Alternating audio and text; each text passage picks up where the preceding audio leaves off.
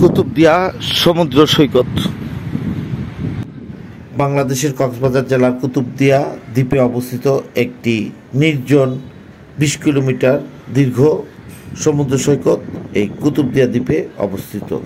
কুতুবদিয়া দ্বীপের সমুদ্র সৈকতে পৌঁছতে শুধুমাত্র সাগর পথে প্রবেশ করতে হয়, আর এখানে শীতকাল ছাড়া প্রায় বছরের সবসময় সাগর উত্তাল থাকে।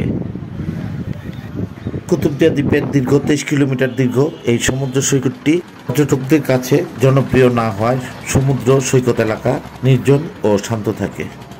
আর এই সমুদ্র সৈকত অঞ্চলের আশেপাশের দর্শনীয় স্থানগুলোর মধ্যে রয়েছে বাতিঘর, কুতুব আউলিয়ার দরবার, কুতুবদিয়া চ্যানেল এবং বাংলাদেশের সর্ববৃহৎ বায়ু বিদ্যুৎ কেন্দ্র। এখানকার মূল আয়ের উৎস মৎস্যজীবীদের মৎস্য চাষ, লবণের মাঠে প্রাকৃতিক উপায়ে সমুদ্র থেকে পানি সংগ্রহ করে লবণ উৎপাদন করা। কুতুবদিয়া দ্বীপ শুটকি উৎপাদনের জন্য বিখ্যাত। শুধু বাংলাদেশেই নয়, বিদেশেও এই কুতুবদিয়া দ্বীপের শুটকি রপ্তানি করে প্রচুর পরিমাণে বৈদেশিক মুদ্রা অর্জন করা হয়। কুতুবদিয়া সমুদ্র সৈকত থেকে আজ এ পর্যন্তই। শুভেচ্ছা রইল।